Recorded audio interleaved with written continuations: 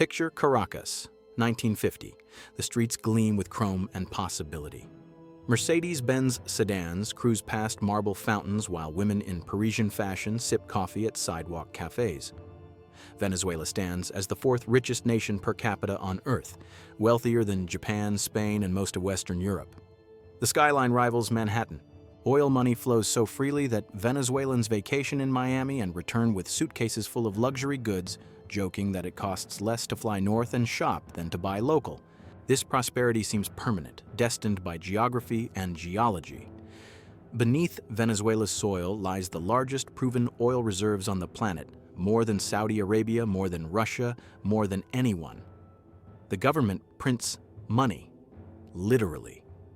Officials debate not whether to fund schools and hospitals, but how many to build. Immigrants flood in from across South America and Europe, chasing the Venezuelan dream. The capital city transforms into a showpiece of modernity. Italian architects design opera houses. French engineers construct highways. American companies establish regional headquarters in glass towers that catch the Caribbean sun. At the pumps, gasoline costs less than bottled water, sometimes 1 cent per gallon. Citizens fill their tanks and laugh at the absurdity of their good fortune. The national mood borders on euphoric. Venezuela escaped the colonial poverty that still grips its neighbors. While other South American nations struggle with debt and instability, Venezuela writes checks to international organizations and offers foreign aid. The country hosts lavish trade fairs and beauty pageants that showcase its wealth to the world. But fortune built on a single resource contains invisible cracks. The farms that once produced coffee, cacao, and corn lie increasingly abandoned. Why labor in fields when oil derricks promise faster wealth? Manufacturing never develops beyond basic necessities. The ports import everything from rice to refrigerators. Venezuela becomes a nation of consumers, not producers. Still, in 1950, these warning signs seem irrelevant. The oil will last forever, the engineers promise. The money will never stop flowing. Venezuela has won the geological lottery, and the party has just begun. The oil curse operates silently at first, like a poison that tastes sweet. Venezuela's government discovers that drilling generates revenue far easier than taxation. Why build complex bureaucracies to collect income taxes when a single state oil company can fund everything? Politicians abandon the difficult work of economic development. The national budget becomes a simple equation. Estimate oil prices, then spend accordingly. When crude sells for $30 per barrel, the nation spends $30. When it hits $40, they spend $50. Caracas transforms into a monument of misplaced priorities. The government constructs a subway system rivaling Paris, yet the trains run half-empty because most citizens can afford cars. Officials commission a performing arts center with acoustics designed by the same firm that built Sydney's Opera House, then struggle to fill the seats. Massive housing projects rise in months, built by foreign contractors at triple the normal cost. Nobody questions the expenses. The oil pays for everything. Meanwhile, the countryside withers. A farmer growing corn faces impossible economics. Imported American corn, subsidized and shipped thousands of miles, costs less at market than his own harvest. He watches his children leave for the oil fields or the cities chasing easier money. Within a generation, Venezuela shifts from feeding itself to importing 70% of its food. The agricultural expertise built over centuries evaporates. Manufacturing suffers the same fate. A factory owner in Valencia tries to produce textiles but competes against Chinese imports that arrive cheaper than his raw materials cost. The strong currency, inflated by oil exports, makes every locally made product uncompetitive. One by one, the factories close, the workers join the migration to oil country or take government jobs that produce nothing but paperwork. This pattern has a name coined by economists studying the Netherlands after natural gas discoveries hollowed out Dutch industry. The resource curse, or Dutch disease. Venezuela contracts a terminal case. The oil sector swells while everything else shrivels. By 1970, petroleum accounts for 90% of export earnings. The economy becomes a one-trick act, brilliant but fragile. Corruption metastasizes alongside this transformation. Oil wealth concentrates in government hands, and government positions become lottery tickets. A mid-level bureaucrat approving drilling contracts retires to Miami with mysterious millions. Ministers award exploration rights to relatives and friends. The National Oil Company, PDVSA, operates as a parallel government, funding political campaigns, building sports stadiums, even running its own foreign policy. The public notices but shrugs. Everyone benefits from the spillover. Government jobs multiply, paying generous salaries for minimal work.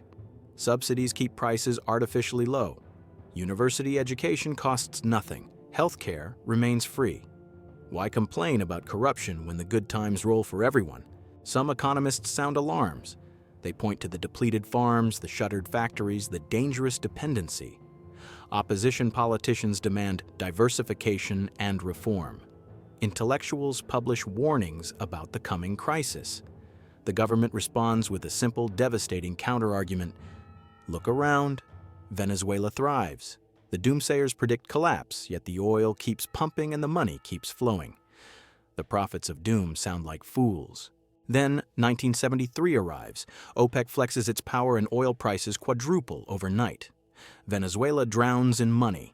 The government spending that seemed extravagant now appears conservative. President Carlos Andrés Pérez declares Venezuela will become a developed nation within a decade. He nationalizes the oil industry completely, seizing control from foreign companies. The state now owns everything beneath the ground and the revenue it generates. The party reaches its fever pitch.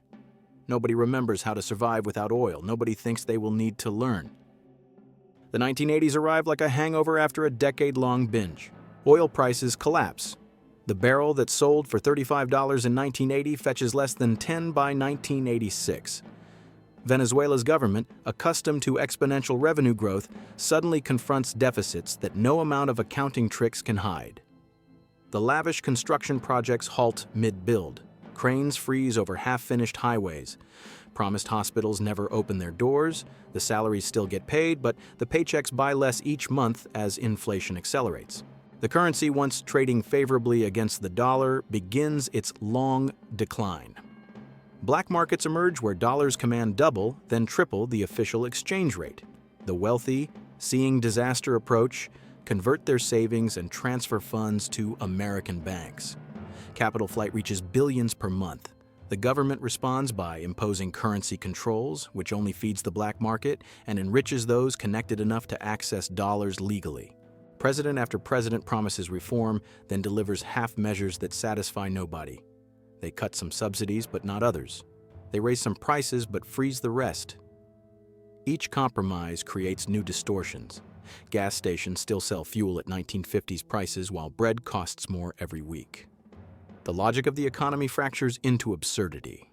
February 27, 1989. The Caracazo. The government announces public transportation prices will triple overnight. The poor, squeezed for years by declining wages and rising costs, explode. Riots consume Caracas and spread to every major city. Crowds loot supermarkets and shopping centers. The military deploys with shoot-to-kill orders. Bodies pile up in morgues faster than officials can count them. Estimates range from 300 to 3,000 dead. The government never releases accurate figures. The massacre shatters Venezuela's self-image as a stable democracy. The social contract, oil wealth distributed broadly in exchange for political peace, lies broken. The military, deployed against its own citizens, fractures internally. Young officers watch their superiors order the killing of poor Venezuelans and begin plotting rebellion. Enter Hugo Chavez. A charismatic paratroop commander leads a failed coup attempt in 1994. He surrenders on national television but uses his 90 seconds of airtime brilliantly, telling supporters the revolution has failed for now. Por ahora. Those two words electrify millions. Here stands someone willing to fight the corrupt elite, someone from a poor family who speaks their language and shares their rage. The establishment pardons him after 2 years, a catastrophic miscalculation. Chavez launches a political movement that sweeps him to the presidency in 1998. He campaigns as an outsider determined to redistribute oil wealth to the poor. The slogan resonates, Venezuela's oil belongs to Venezuelans, not foreign companies and corrupt elites. His supporters see a champion, his opponents see a demagogue. Both are correct.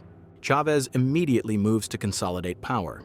He rewrites the Constitution, extending presidential terms and eliminating checks on executive authority. He purges PDVSA, the national oil company, firing thousands of experienced engineers and geologists. Their crime? Participating in a strike against his government. He replaces technical experts with political loyalists who know nothing about petroleum production, but everything about maintaining power. Production begins declining. The sophisticated heavy crude that Venezuela pumps requires constant technical expertise and infrastructure investment. The new leadership provides neither. Output drops from 3.5 million barrels per day to under 3 million, then lower. The decline seems manageable because oil prices start climbing again after 2000. China's boom drives global demand. Crude reaches $50 per barrel, then 70, then 100. Chavez uses the windfall to fund massive social programs. Free healthcare clinics open in slums. Government supermarkets sell subsidized food. Cash payments go directly to poor families. Millions experience government assistance for the first time. They worship him. To the lower classes, Chavez delivers what decades of traditional politicians only promised. But he makes the same fatal error as his predecessors, magnified tenfold. Instead of using oil wealth to build industries that could survive without petroleum, he uses it to buy loyalty and fund political allies abroad. Venezuela sends subsidized oil to Cuba, Nicaragua, and Bolivia. Chavez positions himself as the leader of a new socialist bloc challenging American influence. The economic foundation remains unchanged. Pump oil, import everything else, hope prices never fall. In 2013, Chavez dies from cancer. His successor, Nicolas Maduro, lacks his predecessor's charisma but inherits all his policies. Within a year, the bill comes due. June 2014, oil prices begin sliding. By January 2015, crude sells for less than $50 per barrel. By early 2016, it drops below $30. The Venezuelan economy, built entirely on the assumption of expensive oil, disintegrates. Maduro's government faces a choice: cut spending dramatically or print money to cover the gap. They choose printing. The central bank runs its presses day and night, flooding the economy with increasingly worthless currency. Inflation, already high, transforms into hyperinflation. Prices double every few weeks, then every few days. By 2018, the inflation rate exceeds 1,000,000% annually. Money dies as a concept. Supermarkets become battlegrounds. The government maintains price controls on basic goods, setting the official cost of rice, flour, and cooking oil at a fraction of production costs. No business can afford to stock shelves at these prices. Stores open to reveal empty aisles. When a shipment arrives, thousands queue for hours, sometimes overnight. Fights break out. People die in stampedes. The military controls distribution, and soldiers skim products to sell on the black market at real prices. The healthcare system collapses first. Hospitals run out of basic supplies: antibiotics, anesthesia, surgical gloves. Doctors perform operations without proper equipment. Cancer patients go untreated because chemotherapy drugs vanish. Diabetics die because insulin disappears. Pregnant women deliver babies in hallways without pain medication. Infant mortality spikes. Diseases that Venezuela eliminated decades ago, malaria, diphtheria, measles, return with lethal force. Electricity fails next. The government neglected infrastructure maintenance for years, diverting funds to social programs and political patronage. Blackouts become routine, lasting hours, then days. In 2019, the entire national grid collapses. Venezuela goes dark for a week. Hospitals lose power, food spoils in refrigerators, water pumps stop working. Caracas, once gleaming with neon and possibility, sits in darkness. Starvation follows. The average Venezuelan loses 24 pounds in 2017 alone. Children develop the swollen bellies of malnutrition. Teachers faint from hunger in classrooms. Doctors lack the strength to complete their shifts. People hunt through garbage for scraps. Zoos report animals disappearing, stolen and butchered for meat. The professional class evaporates. Engineers, doctors, teachers, and skilled workers flee by the millions. They walk across borders carrying children and whatever possessions fit in backpacks. Some head to Colombia, others to Peru, Ecuador, Chile, or Argentina. The exodus reaches 7 million people, nearly 1/4 of the population. It becomes the largest displacement crisis in Western Hemisphere history. Those who remain develop survival strategies that border on medieval. Bartering replaces currency. A teacher trades lessons for vegetables. A mechanic exchanges car repairs for rice. Prostitution explodes as women sell their bodies for food. Criminal gangs control entire neighborhoods operating as parallel governments. Kidnapping becomes an industry. Murders reach among the highest rates globally. The oil industry, the source of all wealth, crumbles into dysfunction. Production drops below 1 million barrels per day, less than 1/3 of previous output. Refineries sit idle. Equipment breaks down and remains unrepaired because the country cannot afford spare parts or qualified technicians. Drilling rigs rust. Venezuela, holder of the world's largest oil reserves, begins importing gasoline because its refineries no longer function. Maduro blames everyone except his policies. American sanctions caused the crisis, he claims. An economic war orchestrated by foreign powers. Sabotage by the opposition. He arrests opposition leaders, shuts down independent media, and crushes protests with military force. His inner circle grows wealthy through corruption, while the nation starves. They control access to dollars and subsidized goods, selling them at massive markups. The international community watches, horrified but paralyzed. The United States imposes sanctions. The European Union condemns human rights violations. Neighboring countries strain under millions of refugees. But Maduro clings to power, supported by Cuba, Russia, and China, who view Venezuela as a geopolitical chess piece worth keeping in play. By 2020, Venezuela ranks as a failed state. GDP has contracted by 75%. The currency collapsed so thoroughly the government stops publishing inflation statistics. A country that once stood among the world's richest now competes for the title of poorest in the Americas. The descent from prosperity to catastrophe took barely 1 generation. The oil that promised eternal wealth delivered economic annihilation. Venezuela's collapse appears counterintuitive. How does a nation with more oil than Saudi Arabia end up in ruin? The answer lies in a phenomenon economists call the resource curse, and Venezuela demonstrates every mechanism of this paradox with textbook precision. The first trap, Dutch disease. When oil exports flood an economy, they strengthen the national currency. A strong currency makes imports cheap and exports expensive. Venezuelan farmers couldn't compete with subsidized American wheat. Factory owners couldn't match Chinese manufacturers. The oil sector thrived while agriculture and industry died. The economy transformed into a monoculture, dependent entirely on commodity prices it couldn't control. Norway faced identical circumstances. They discovered massive North Sea oil reserves in the 1960s. Instead of spending the windfall, Norway established a sovereign wealth fund.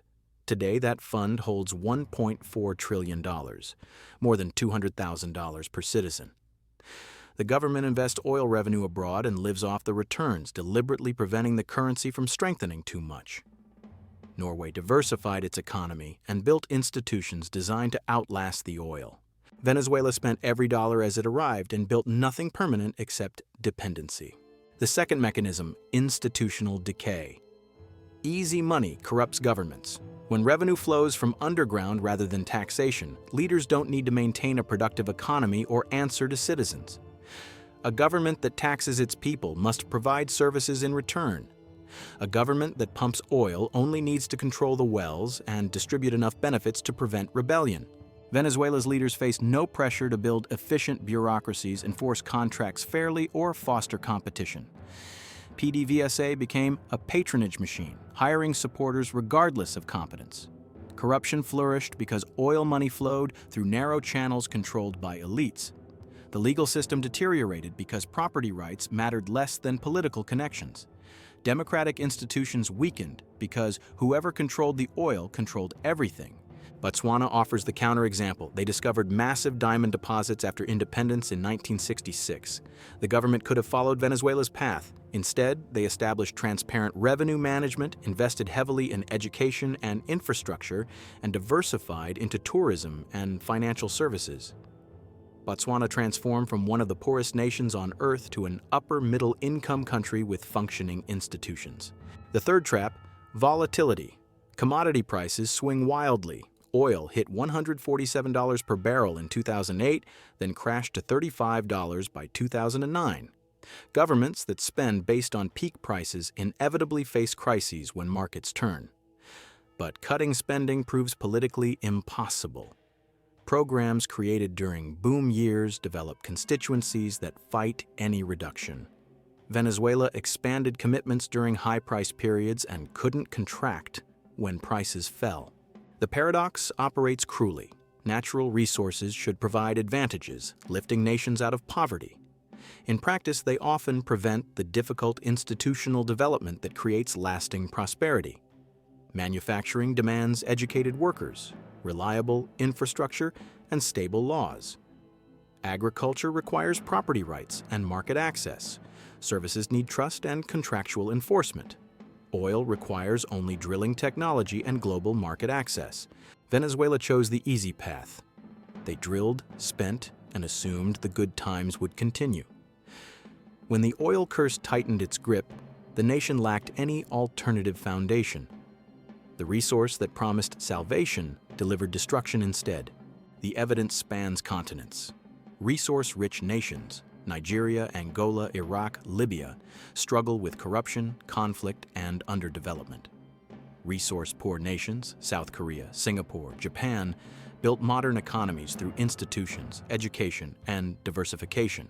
Geography provided Venezuela with oil. History demanded they build something beyond it. They failed the test, and millions paid the price. Venezuela's tragedy teaches lessons that extend far beyond one nation's borders. Resources mean nothing without institutions. Saudi Arabia and Norway both pump oil. One built a $1 trillion wealth fund and diversified economy. The other created a stable constitutional monarchy with high living standards. Venezuela had more oil than both, but lacked the governance structures to transform geology into lasting prosperity. The mineral wealth beneath the ground matters less than the legal framework above it. Easy money breeds complacency. When revenue flows effortlessly, governments stop innovating. Citizens stop demanding accountability. The hard work of building competitive industries, educating populations, and enforcing laws gets postponed indefinitely. Venezuela spent decades consuming its inheritance rather than investing it. By the time leaders recognized the mistake, the expertise and infrastructure had vanished. Diversification isn't optional. Every economy built on a single commodity eventually faces reckoning. Markets turn. Technology changes. Competitors emerge. Venezuela placed all its bets on oil and lost everything when prices fell. The farms, factories, and skilled workforce that could have sustained the nation through downturns no longer existed. Today, Venezuela remains trapped. Maduro clings to power through military support and foreign backing. 7 million refugees scattered across South America cannot return to a country without functioning economy or rule of law. Oil production continues declining. Sanctions limit market access. The infrastructure requires billions in investment that nobody will provide under current leadership. Sporadic hope flickers. Opposition movements persist despite repression. Some economists argue the collapse hit bottom and recovery must eventually begin. International organizations propose reconstruction plans, but meaningful change requires political transformation that appears unlikely while current leadership maintains control. The contrast haunts anyone who remembers. Caracas 1955, gleaming avenues and imported luxury. Caracas 2024, darkness, hunger, and exodus. One lifetime, one resource, one catastrophic series of decisions. Venezuela's fall warns every nation blessed with natural resources. Geology provides opportunity, not destiny. Without institutions that channel wealth into sustainable development, resources become curses. The oil that promised to elevate Venezuela instead pulled it into an abyss. The richest country became a failed state. The cautionary tale echoes across every continent where leaders eye resource wealth as salvation rather than responsibility. History rendered its verdict. Venezuela failed not because it lacked resources, but because it forgot that prosperity requires more than what lies beneath the ground.